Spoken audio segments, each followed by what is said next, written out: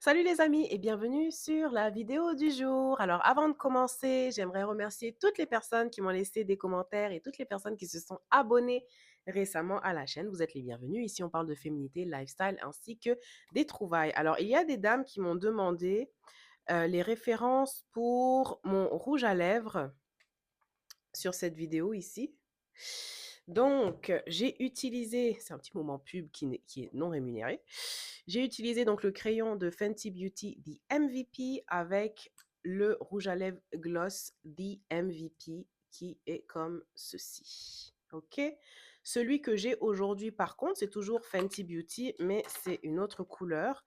Alors, le crayon s'appelle Satin Panty et le rouge à lèvres gloss est comme ceci. Il est super beau, c'est super agréable à mettre. Ok, donc ce dont on va parler aujourd'hui. Pour les hommes africains, les enfants, faire un enfant, c'est un moyen. Ce n'est pas un projet d'amour. Oui, oui, c'est de ça qu'on va parler aujourd'hui. Pourquoi je vais vous raconter des anecdotes, les amis. Avant de venir m'assassiner, écoutez d'abord les anecdotes. Un gars comme ça, un Africain, sortait avec son passé de dating. Il a déjà été avec des femmes qui ont des enfants et tout. Déjà, ça ne le dérangeait pas. Bon, c'est OK. Ça ne le dérangeait pas. Jusqu'à il est sorti avec une blanche qui avait déjà 2 enfants. Ils se sont fréquentés. Ils ont été ensemble pendant à peu près 1 an et demi, 2 ans, je crois, il me semble, si mes souvenirs sont bons. 1 an et demi, 2 ans ensemble. Là, comme la femme a déjà des enfants, elle a une maison. Donc, le gars, c'est lui qui a emménagé dans la maison de la dame là. Et il s'est investi, hein, je veux dire, il y avait un projet de rénovation, tout ça là, donc il a injecté de l'argent pour la rénovation. Et quelque temps plus tard, il l'a demandé en fiançailles et tout le monde était content. Ça, ce sont des histoires qu'on me raconte, hein, je n'invente pas. Ils ont fait les fiançailles, tout le monde, c'était la continuité quoi pour ceux qui étaient en dehors du couple, pour les amis, c'était la continuité parce que ils étaient ensemble et tout, ça faisait un petit bout, machin, il avait emménagé, il a mis de l'argent pour la rénovation, tout de la maison. Donc, il fiancie la fille, il l'enceinte. Ok, bon. Voilà alors le tournant de l'histoire. Là, on les voit plus trop, tout ça. Donc, les gens, vous savez, en Occident ici, tout le monde court tout le temps. Ok? Les gens n'ont le temps de personne. Donc, on se voit de manière très sporadique. S'il y a un anniversaire ou bien des fêtes de fin d'année ou des fêtes au bureau ou des trucs comme ça, des gros événements, c'est là que les gens vont se voir. Mais les gens ne vont pas délibérément changer leur horaire, leur calendrier, leur programme pour venir te voir. C'est pas comme en Afrique là où le social prend une place énorme. Pas du tout. Les gens cherchent l'argent. Donc là, la personne qui me raconte ça les voit pas trop, tout. Et la personne apprend que le gars s'est marié. Donc, la personne qui m'a raconté ça, est contente. Ah, ok, machin. Parce que c'est un, une autre personne du cercle d'amis qui a annoncé, on va l'appeler Yves, qui a annoncé à Yves que Chantal et Bertrand se sont mariés. En tout cas, que Bertrand s'est marié. Donc Yves est tout content pour Bertrand, tout, machin.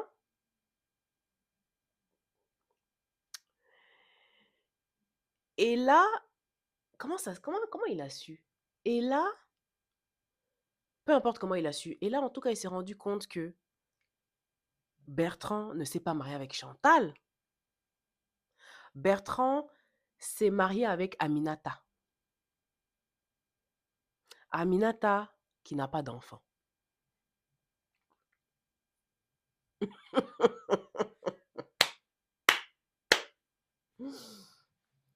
On explique ça comment, guys? Donc, tu rentres dans la maison d'une femme, tu payes les rénovations, tout ça, tu la fiancies, tu la mets enceinte, mais tu vas te marier avec une autre qui n'a pas d'enfant.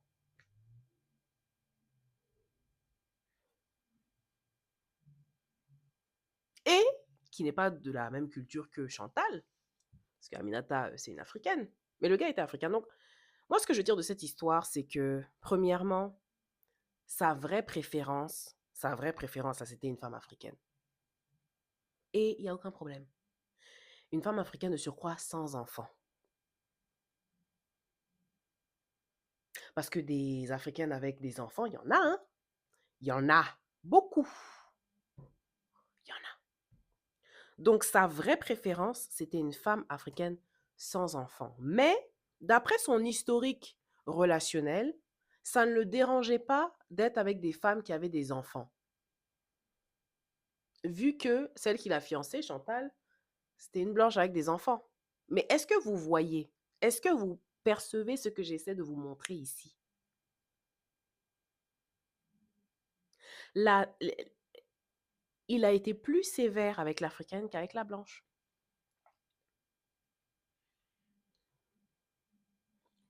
Sur son choix. La blanche, il a laissé avec ses enfants. Enfin, il y a pas eu. Ça ne l'a pas fait reculer qu'elle ait des enfants. Si c'était l'africaine, je suis sûre à 95% qu'il ne l'aurait pas prise. Il ne l'aurait pas prise. Il ne l'aurait pas prise. Je suis sûre à 95%. Je suis sûre à 95%. Ça, c'est la première chose. La deuxième chose dans cette histoire. Toi, tu sais que ta préférence, c'est une femme africaine.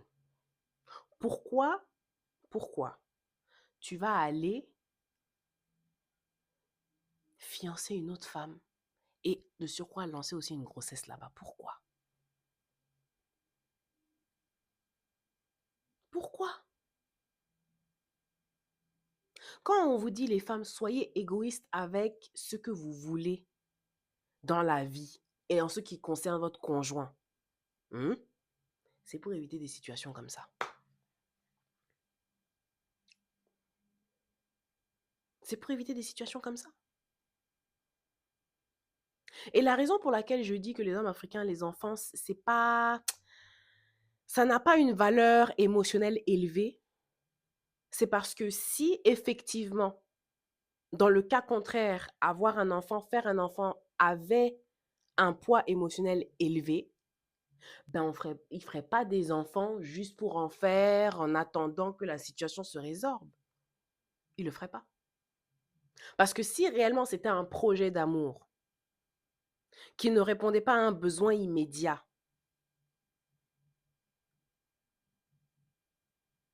eh ben, il ne ferait pas des enfants comme ça, en fait.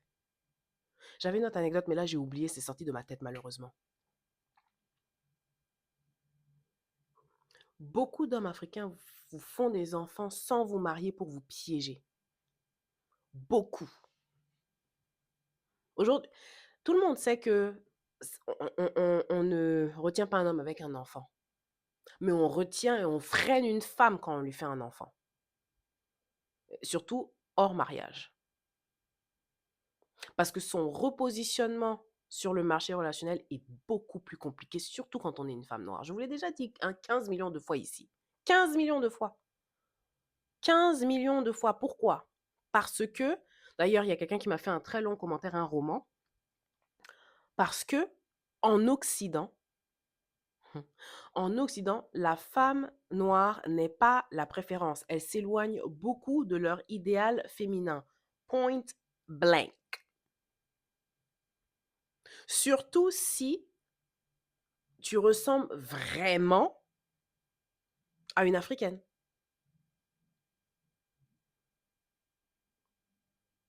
Je ne parle pas de beauté ici, hein. Pour moi, il y a des femmes africaines qui sont très belles, même avec des traits africains. C'est pas ça le problème. Je suis pas en train de dire que les femmes africaines sont moches. C'est pas ce que je dis. Ouais, mais je suis une africaine. Parce que je suis moche. Non, mais sérieux, c'est pas ce que je suis en train de dire. Ce que je suis en train de dire, c'est que la personne qui m'a laissé ce long roman que je vais vous épargner parce que sinon ça va prendre genre 2 minutes à lire. C'est un long message où il y a des vérités. La seule question que j'ai posée à cette personne-là, à ce monsieur, c'est est-ce qu'il est célibataire? Il m'a dit oui. J'ai dit, ah, c'est pour ça qu'il a écrit beaucoup. Il a beaucoup écrit, hein. Mais c'est parce qu'il est célibataire. Mais il a des points valides. Et le point dont il parle ici, c'est que effectivement, en Occident, la femme noire n'est pas la préférence. Et c'est vrai, parce que physiquement, elle s'éloigne beaucoup de leur idéal féminin. Parce que rappelons-nous, guys, rappelons-nous que quand même l'Occident, c'est le pays des Blancs. D'accord? Voilà, c'est leur bled qu'ils ont construit, où ils ont mis les infrastructures, qu'ils ont organisé, que, bon, ils ont construit. De manière un peu douteuse, mais bon, ils ont construit. Nous aussi, on les a laissés, mais ils ont construit. Donc, ils ont leurs propres idéaux.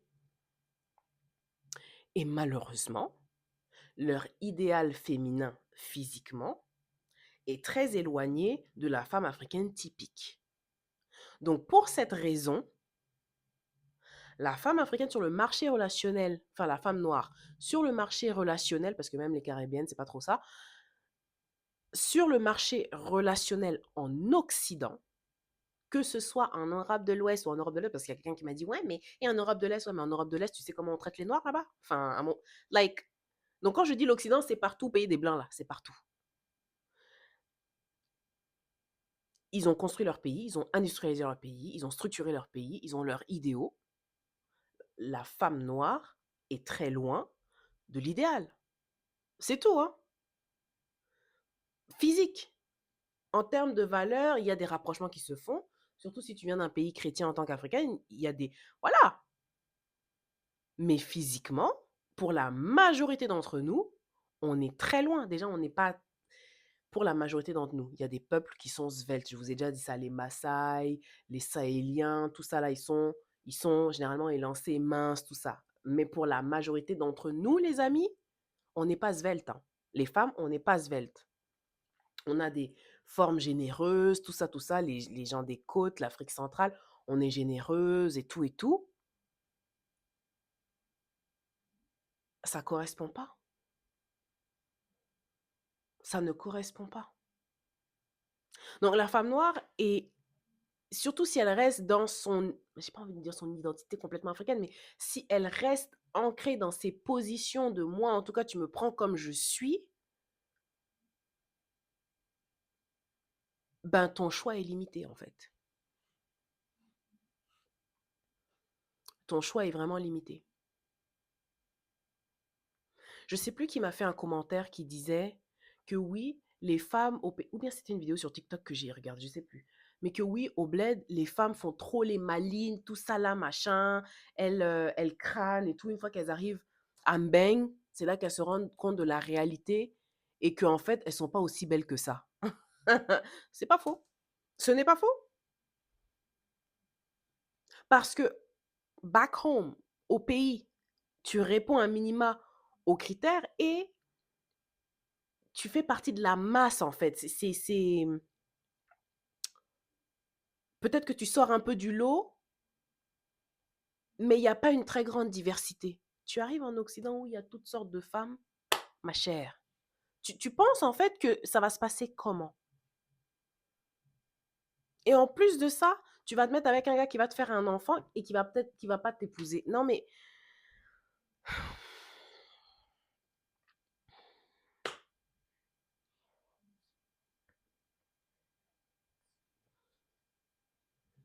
c'est plus stylé comme ça.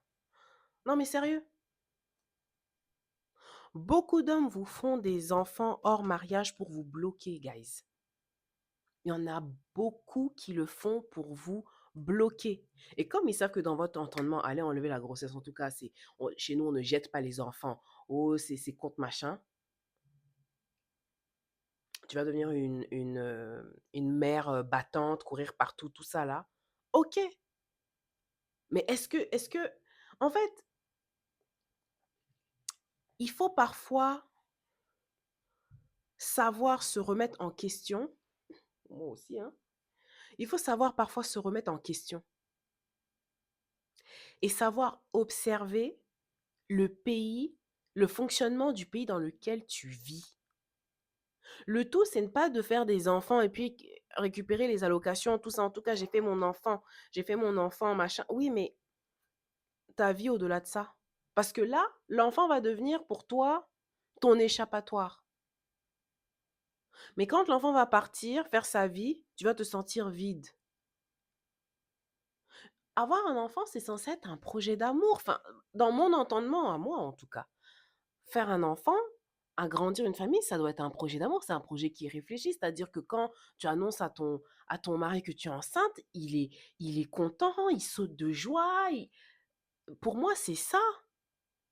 Si tu es enceinte, que tu annonces à ton gars que tu es enceinte et qu'il n'est pas heureux, ma chérie, c'est-à-dire que faut pas chercher de midi à 14 heures.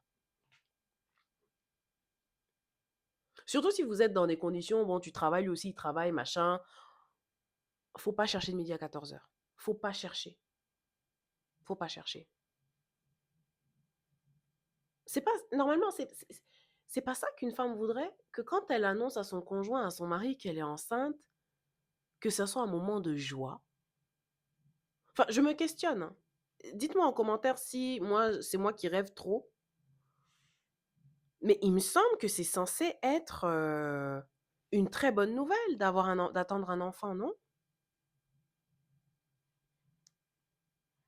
J'ai vraiment oublié l'autre anecdote, les amis. Vraiment, j'ai oublié l'anecdote là. Mais beaucoup font des enfants juste pour vous bloquer. Il y en a beaucoup qui le font aussi juste par pression sociale. Ils sont arrivés à un certain âge, là, il faut absolument qu'ils aient un enfant. Et c'est toi qui es là. Donc tu vas porter l'enfant, mais ça ne veut pas dire qu'il t'aime. Ça veut pas... Il va s'occuper de l'enfant, mais toi, voilà quoi. Tu es vraiment juste la mère de son enfant. Aucune autre considération. Il va pas te faire de cadeaux, il va pas... Non, non, non. La vie qui est là aujourd'hui en face de vous, les amis, les femmes, soyez réfléchis et soyez stratèges dans vos choix. On dit que les hommes sont souvent égoïstes dans leurs choix, dans leurs décisions. Mais en fait, ils ont raison. Ils ont complètement raison. C'est nous qui sommes bêtes. C'est nous qui sommes bêtes. J'avais matché avec un gars, parce qu'il m'avait fait, il m'avait fait un super beau compliment et tout, donc j'ai matché pour lui, pour pouvoir lui répondre merci pour le compliment et tout et tout. Et le gars me dit oui, qu'il aimerait trop m'amener en date et tout, machin. Je lui ai dit, écoute, mon gars, non, ça m'intéresse pas. Je voulais juste te remercier pour le commentaire et tout et tout. Le gars a insisté, insisté, insisté. Ou que oui, on peut devenir amis. J'ai dit, mais attends, toi, à ton âge, à ton grand âge, toi, tu crois encore à l'amitié homme-femme. Et c'est là que je me suis dit, en fait, parce qu'il m'a dit, qu'est-ce qu'il m'a dit? Oui, on pourrait, parce que je lui ai dit, physiquement, tu m'attires pas, enfin, il n'y a pas de, c'est pas, je suis sûre que tu es quelqu'un de très bien et tout, posé, mais ton profil ne m'intéresse pas. Je ne l'ai pas dit comme ça, mais c'était l'essence de mon message, ton profil ne m'intéresse pas. Oui, mais tu pourrais au moins me rencontrer une fois, et puis si vraiment là, à ce moment-là, c'est un non, c'est un non. Je me suis dit, mais attends, si moi je t'avais matché et que tu me trouvais moche, est-ce que tu allais me donner l'heure en fait? Non, il m'aurait pas donné l'heure. Je l'ai unmatché. J'ai unmatché. Parce que nous, les femmes, surtout quand on a un bon cœur, quand on a un bon cœur, on fait très attention aux sentiments des autres. C'est-à-dire, on ne veut pas froisser l'autre, on ne veut pas que la personne se sente mal, on ne veut pas que la personne se sente rejetée, on ne veut pas susciter des mauvaises émotions chez les autres.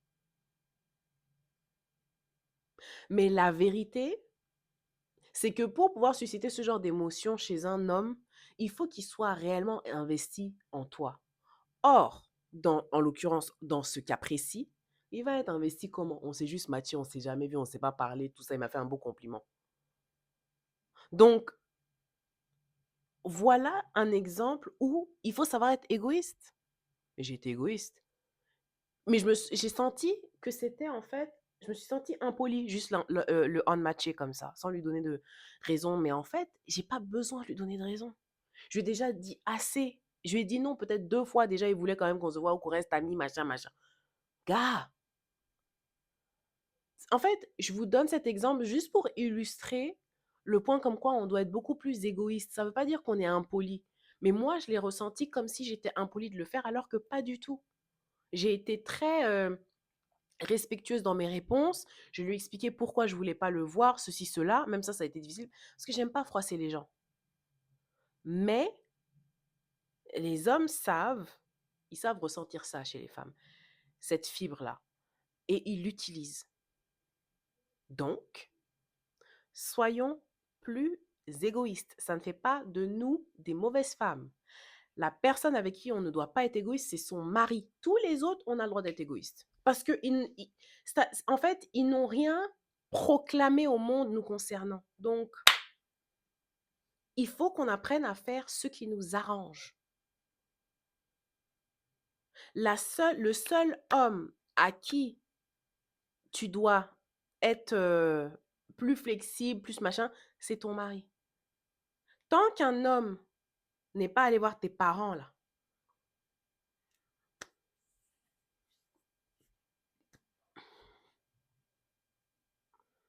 il faut apprendre à être... Et ça, c'est un apprentissage aussi pour moi, hein, franchement. Mm. Sur ce, je vous dis à la prochaine. Ciao, ciao.